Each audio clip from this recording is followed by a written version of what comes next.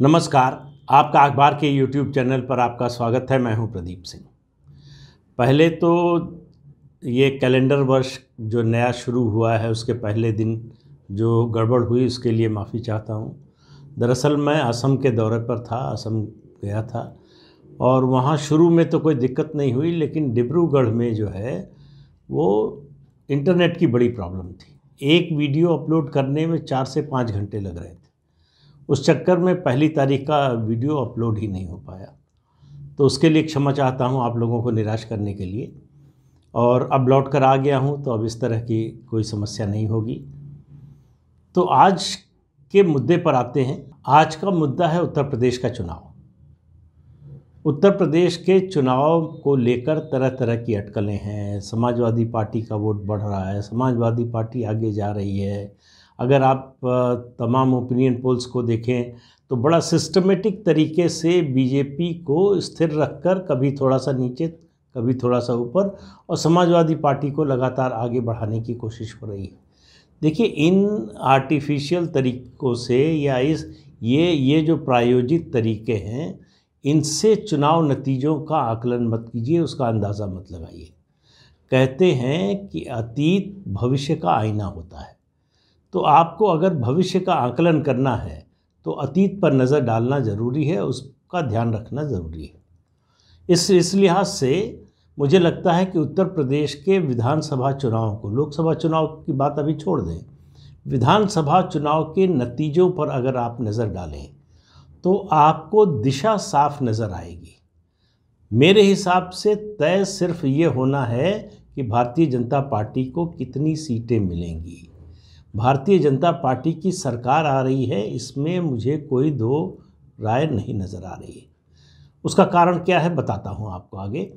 मैं अतीत की बात कर रहा हूँ तो अतीत में आप देखिए कि भारतीय जनता पार्टी ने उत्तर प्रदेश के इतिहास में अब तक जितने चुनाव लड़े हैं, जब भी वो सत्ता में आई है या जब वो सिंगल लार्जेस्ट पार्टी रही है, उसका वोट शेयर 31-32% से 31-32% से नीचे नहीं गया। और उसकी जो प्रतिद्वंदी पार्टियां हैं, कांग्रेस का सफाया हो चुका है। सपा और बसपा की बात करें, समाजवादी पार्टी और बहुजन समाज पार्टी, समाजवादी पार्टी आज तक अपने इतिहास में 31.3% से ऊपर कभी नहीं गई। जो उसकी बेस्ट परफॉर्मेंस थी वो 31.3% 2012 में, जब मुलायम सिंह यादव पूरी तरह से राजनीतिक रूप से सक्रिय थे, जब समाजवादी पार्टी को पिछड़ों की पार्टी माना जाता था, जब लड़ाई जो है बसपा और समाजवादी पार्टी के बीच में थी, जब भारतीय जनता पार्टी हाशिए पर चली गई थी। 2012 की बात कर रहा हूँ। इसलिए आप देखिए कि 1991 देखिए, जब कल्याण सिंह के नेतृत्व में भारतीय जनता पार्टी की सरकार बनी, 221 सीटें आईं और उसे वोट मिले थे लगभग 32%, 31% से ज़्यादा थे। उसके बाद 93 में जब सपा और बसपा की सरकार बनी, जो अलायंस में लड़े, जिसको माना गया कि इससे बड़ा अलायंस तो हो ही नहीं सकता सोशल इक्वेशन की दृष्टि से, तब भी भारतीय जनता पार्टी को 33% वोट मिले और इन दोनों पार्टियों को मिलाकर 30% के करीब वोट मिले, 29 पॉइंट समथिंग मिला था। तब भी Bharatiya Janata party single largest party थी और उसके वोट शेयर और सपा बसपा को मिलाकर जो उनका वोट शेयर था उससे ज़्यादा था। यही 96 में हुआ। 96 में भी भारतीय जनता पार्टी 31-32, तो 30% के नीचे किसी भी चुनाव में जब वो सिंगल लार्जेस्ट पार्टी बनी या उसकी सरकार बनी, उससे नीचे नहीं गई। और सपा और बसपा कभी एक ही बार सिर्फ समाजवादी पार्टी 31% के ऊपर गई है, 31.3% पर गई है, वह है 2012 में। उसके अलावा हमेशा उसके नीचे रही है। इसी तरह से बहुजन समाज पार्टी जब 2007 में सत्ता में आई थी, तब उसे 30.43% वोट मिले थे। तो इससे आप अंदाज़ा लगा लीजिए कि इन तीनों पार्टियों का जो इस समय मेजर प्लेयर हैं उत्तर प्रदेश के विधानसभा चुनाव में, वो अतीत क्या रहा है, इनकी बेस्ट परफॉर्मेंस क्या रही है, ये आप इससे अंदाज़ा लगा लीजिए कि किस पार्टी की संभावना ज़्यादा है। दूसरी बात, उत्तर प्रदेश के इतिहास में, यानी आज़ादी के बाद से अब तक जितने चुनाव हुए हैं विधानसभा के, केवल 2 पार्टियां हैं, कांग्रेस और बीजेपी, जो 40% वोट के करीब पहुंची है। इसके अलावा कोई पार्टी नहीं। चौधरी चरण सिंह, जो उत्तर प्रदेश में ही नहीं उत्तर भारत में पिछड़ों के सबसे बड़े नेता माने जाते थे, उनकी पार्टी भी कभी इस तरह की परफॉर्मेंस नहीं कर पाई। उनकी पार्टी का बेस्ट परफॉर्मेंस जो है वो 98 सीट्स की थी। मैं जनता पार्टी की बात नहीं कर रहा हूँ, उसमें कई पार्टियों का विलय हो गया था। इस पार्टी को कितनी सीटें मिली थी ये इसका अंदाज़ा लगाना मुश्किल था। हालांकि घटक दल अपने अपने हिसाब से, अपने उम्मीदवारों के हिसाब से अंदाज़ा लगा रहे थे, लेकिन उसके अलावा आप देखिए कि जो चौधरी चरण सिंह की पार्टी है वो भी कभी 30% भी नहीं पहुंची। तो इसलिए मैं बार बार कहता हूं कि समाजवादी पार्टी जो जिसका नेतृत्व इस समय अखिलेश यादव कर रहे हैं, उसके 30%, 30-31% से ऊपर जाने की कोई संभावना नज़र नहीं आती। कोई ऐसा कारण नहीं हुआ है, कोई ऐसा सामाजिक समीकरण नहीं बना है। जो भी 2 सामाजिक समीकरण मेरा मानना है कि उत्तर प्रदेश की राजनीति में, पिछले 30 साल की राजनीति में सबसे प्रभावी कहे जा सकते हैं, वो 1993 में जब समाजवादी पार्टी और बहुजन समाज पार्टी एक हुए थे, और उससे भी बड़ा मैं मानता हूँ 2019 का लोकसभा का चुनाव।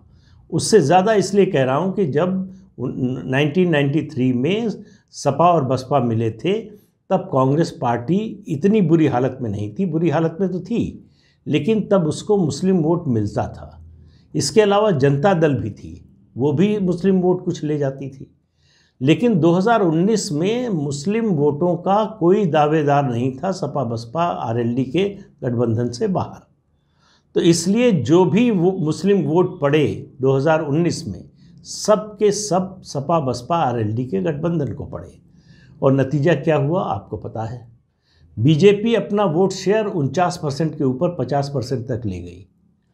तो जब इस तरह की चुनौती आती है, मैं बार बार कह रहा हूँ, बीजेपी अपना जो बार है उसको और ऊंचा कर देती है।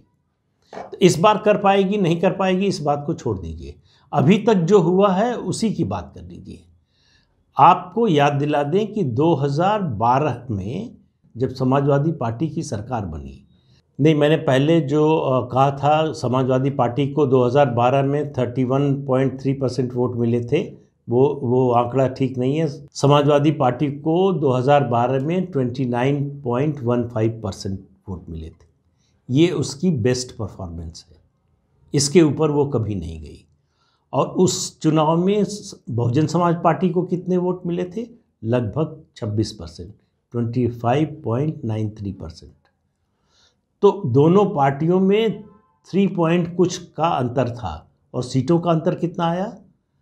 बहुजन समाज पार्टी को मिली 80 सीटें और समाजवादी पार्टी को मिली 224 सीटें। तो लगभग 2.25 गुना सीटों का अंतर था। अभी जो सर्वे समाजवादी पार्टी के पक्ष में दिखाए जा रहे हैं, जो समाजवादी पार्टी को उठाने की कोशिश में दिखाए जा रहे हैं, उनमें भी आप देखिए तो सपा और भाजपा के बीच का जो वोट परसेंटेज का अंतर है वो 6 से 8% का है। और सीट में जो अंतर दिखा रहे हैं, आप देखिए बीजेपी को 225-30 ऐसी सीटें दिखाई जा रही हैं और समाजवादी पार्टी को 150 से ऊपर सीटें दिखाई जा रही हैं। ये संभव ही नहीं है। जब 2 पार्टियों के बीच में इतना नज़दीकी चुनाव हो जाए तो कुछ परसेंटेज पॉइंट से ही सीटों में बहुत बड़ा अंतर आता है। और उसका सबसे बड़ा उदाहरण है 2012 का चुनाव, जब केवल 3-3.25% के अंतर से 2.25 गुना सीटें बढ़ गई समाजवादी पार्टी की। तो 6 और 8% का अंतर होगा अगर इन ओपिनियन पोल को मान लिया जाए। तो मेरा मानना है कि भारतीय जनता पार्टी को 2017 में जितने वोट मिले थे उससे ज़्यादा मिलने वाले, और वो 2019 के लोकसभा चुनाव से बहुत अंतर नहीं होगा। वो जो परसेंटेज होगा, मेरा अंदाज़ा है मोटे तौर पर कि जो 2017-2019 का, इन दोनों के बीच की संख्या जो है, लगभग मेरा मानना है 44-45% वोट बीजेपी को मिलेगा। समाजवादी पार्टी 30-31% से ऊपर नहीं जा सकती है। उसका कोई ऐसा सामाजिक समीकरण नहीं है, कोई परफॉर्मेंस का ऐसा समीकरण नहीं है। एक बात बार बार आपसे कहता हूँ, अलग अलग तरह से कहता हूँ, फिर से कह रहा हूँ कि समाजवादी पार्टी उत्तर प्रदेश में और राष्ट्रीय जनता दल बिहार में, इन दोनों का जो कोर वोट है, ये दो पार्टियां, सिर्फ दो पार्टियां पूरे देश में ऐसी हैं जिनका जो कोर वोट है यादव और मुस्लिम, वो दूसरे मतदाता वर्ग को डराने वाला है।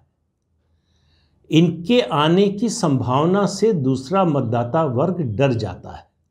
अब आप कहेंगे कि 2012 में क्यों आ गए, तब क्यों नहीं डरा? तब नाराज़गी बहुजन समाज पार्टी से बहुत ज़्यादा थी कि हमको इनको हटाना है, चाहे किसी को ले आए। एक दूसरा, भारतीय जनता पार्टी इस स्थिति में नहीं थी कि वो सत्ता की दावेदारी कर सके। बहुत बुरी हालत में थी भारतीय जनता पार्टी। तो इसलिए अगर लोग विकल्प के रूप में भारतीय जनता पार्टी की ओर देखना भी चाहते तो भी भारतीय जनता पार्टी इस स्थिति में नहीं थी कि उसका फ़ायदा उठा सके। उस समय भारतीय जनता पार्टी के कम से कम 10 मुख्यमंत्री पद के उम्मीदवार 2012 में घूम रहे थे। पार्टी का कोई पूछने वाला नहीं था। पार्टी के राष्ट्रीय अध्यक्ष थे नितिन गडकरी, मंत्री के रूप में बहुत अच्छे हैं, उनकी मेरा मानना है कि इस सरकार में सबसे अच्छी परफॉर्मेंस है। लेकिन राष्ट्रीय अध्यक्ष के रूप में खासतौर से उत्तर प्रदेश के चुनाव की बात करें तो उनकी परफॉर्मेंस बहुत ही खराब रही। उनको ये समझ में नहीं आया, उत्तर प्रदेश समझ में नहीं आया, बल्कि ये कहने की बजाय कुछ और मैं कहूँगा कि उत्तर प्रदेश ही उनको समझ में नहीं आया, इसलिए वो कुछ नहीं कर पाए। पार्टी की परफॉर्मेंस पहले की तुलना में, 2007 की तुलना में और ख़राब हो गई। तो कुल मिलाकर अभी जो स्थिति है उसमें समाजवादी पार्टी के पक्ष में जो बातें जोड़ी जा रही कि ये ओम प्रकाश राजभर आ गए तो आरएलडी आ गई, आरएलडी तो पहले भी थी, उसके अलावा महान दल आ गया तो फलाना दल आ गया, शिवपाल यादव आ गए, इन सब का असर कुल मिलाकर आप जोड़ लें तो ज़्यादा से ज़्यादा 1-1.5% वोट का होता है मैक्सिमम। लेकिन ये 1-1.5% वोट का मतलब सीट नहीं होती है। देखिए, वोट बढ़ने से सीटों में उसी अनुपात में अंतर आ जाए ऐसा नहीं होता है। आपको 2019 के चुनाव का एक छोटा सा उदाहरण गणित बता रहा हूँ आपको कि 2019 के लोकसभा चुनाव में 79 ऐसे असेंबली सेगमेंट थे जिसमें सपा और बसपा आरएलडी के गठबंधन को 10 से 15% वोट ज़्यादा मिले। अब ये 10 से 15% वोट सिर्फ 79 सीट्स में बहुत ज़्यादा होता है, फिर भी उनमें से ये गठबंधन जीता कितना? सिर्फ 11 सीटें। और बीजेपी को भी 76 ऐसी सीटें थीं, असेंबली सेगमेंट थे जिन पर बढ़त मिली 10 से 15% वोटों की, उसका इजाफा हुआ वोटों का, और जीती कितनी? 76 में से 72 सीटें। तो बीजेपी एसेंडेंस पर है। और बीजेपी को आपको समझना है, अगर बीजेपी का उत्तर प्रदेश में क्या हो रहा है तो आपको गुजरात को समझना पड़ेगा। देखिए, गुजरात में नरेंद्र मोदी ने जिस तरह से बीजेपी को खड़ा किया, जो बीजेपी का आधार बना दिया है, वहाँ ये उनको एक एडवांटेज था कि पहले से बीजेपी का संगठन बहुत अच्छा था। लेकिन जो उन्होंने बना दिया है एक ऐसे पार्टी संगठन के रूप में जिसको हराना बहुत ही कठिन काम है, अभी तक तो नामुमकिन लग रहा है, उसी रास्ते पर उत्तर प्रदेश को ले जा रहे हैं। ये जो बड़ा हल्ला हो रहा है ना विपक्षी दल की, प्रधानमंत्री इतनी बार क्यों आ रहे हैं, गृह मंत्री क्यों आ रहे हैं, योगी आदित्यनाथ के इतने दौरे क्यों हो रहे हैं, इसलिए कि बीजेपी घबराई हुई है, बौखलाई हुई है, डरी हुई है, ये सब कुछ नहीं है। उनको मालूम है कि सरकार लौट कर आ रही है, लेकिन वो उतने से संतुष्ट नहीं है। वो इस बात से मुतमईन नहीं है, इस बात से निश्चिंत नहीं है कि सरकार लौट कर आ रही है। वो चाहते हैं कि ऐसा संगठन बन जाए, ऐसा जनाधार बने जो स्थायी हो। अभी तक उत्तर प्रदेश के साथ दिक्कत ये थी बीजेपी के लिए कि उसका जो जनाधार है वो आता जाता रहता था। लेकिन 2014, 2017, 2019 और 2022 में अपनी परफॉर्मेंस को बीजेपी और ऊपर ले जाना चाहती है, इसलिए इतना एफर्ट आपको दिखाई दे रहा है, इतना प्रयास दिखाई दे रहा है। बीजेपी ने अपना सोशल समीकरण जो है, सोशल इक्वेशन ठीक कर लिया है। अगड़े शामिल हैं उसमें, अति पिछड़े शामिल हैं और गैर जाटव दलित शामिल हैं। इनका जो कॉम्बिनेशन बनाया है, और इसको आपको देखने के लिए ये जो ओम प्रकाश राजभर उधर चले गए, आरएलडी आ गई, उससे तुलना मत कीजिए। बीजेपी ने पिछले 7 साल में ब्लॉक स्तर से लेकर प्रदेश और राष्ट्रीय स्तर तक प्रतिनिधित्व दिया है इन वर्गों को, जिनको जोड़ा है पिछले 7 साल में, संगठन में, सरकार में, दूसरे सरकारी, गैर सरकारी, अर्ध सरकारी पदों पर। वो जोड़ने का जो असर है, उसके साथ साथ केंद्रीय और राज्य सरकारों की योजनाओं का जो असर है, फिर प्रधानमंत्री की अपील का असर है। तो आप कुल मिलाकर देखिए तो बीजेपी जाति की बात नहीं कर रही है, उसको उसकी करने की ज़रूरत भी नहीं है। उसने जो अपना सामाजिक समीकरण बनाया है, उसके ऊपर राष्ट्रवाद और सनातन धर्म की पुनर्स्थापना का ये जो संदेश अयोध्या में श्री राम मंदिर के निर्माण के साथ, काशी में काशी विश्वनाथ धाम के निर्माण के साथ, और अब मथुरा की बात होने लगी है, विंध्याचल में विंध्यवासिनी देवी के कॉरिडोर का निर्माण हो रहा है। इस तरह के जो काम हो रहे हैं, उनका असर आप देखिए कि इस बार काशी विश्वनाथ धाम में हर साल महाशिवरात्रि पर जितने लोग आते थे, लगभग 2.5 लाख लोग आते थे। इस साल नए साल पर, जो कि कोई धार्मिक अवसर नहीं था, 5 लाख लोग पहुँचे। अब वो जो आ रहे हैं, जो देख रहे हैं, जो अनुभव कर रहे हैं, उसका असर आपको आने वाले समय में चुनाव के इतर भी दिखाई देगा। तो ये जो बीजेपी ने ताना बाना बुना है पूरा, उसको समझने में उसके विरोधी नाकाम रहे हैं। अखिलेश यादव जिस तरह के आरोप रोज़ उत्तर प्रदेश सरकार और मुख्यमंत्री पर लगा रहे हैं कि मुख्यमंत्री योगी आदित्यनाथ जो है विकास विरोधी हैं, अब ये कौन मानेगा? उनके पास दरअसल मुद्दे नहीं हैं, उनके पास देने के लिए जवाब नहीं है सवालों का। वो लगातार बचाव या फिर रिएक्शन की मुद्रा में, बीजेपी जो बोल रही है, बीजेपी के नेता जो बोल रहे हैं, उसके बचाव में बोल रहे हैं या उसके रिएक्शन में बोल रहे हैं। तो इसलिए मैं कह रहा हूँ कि उत्तर प्रदेश का चुनाव बड़ा साफ नज़र आ रहा है। नज़र रखिए सीटों पर कि किसकी कितनी सीटें आ रही हैं। बाकी नतीजे में मुझे तो कोई संदेह नज़र नहीं आ रहा है। जिनको आ रहा हो उनको जवाब मार्च में मिलेगा। तो आज के अंक में इतना ही, अगले अंक में फिर मिलेंगे किसी नए मुद्दे के साथ। तब तक के लिए इजाज़त दीजिए, नमस्कार। आपसे अनुरोध है कि ये चैनल देखिए, शेयर कीजिए, लाइक कीजिए और सब्सक्राइब ज़रूर कीजिए। नमस्कार।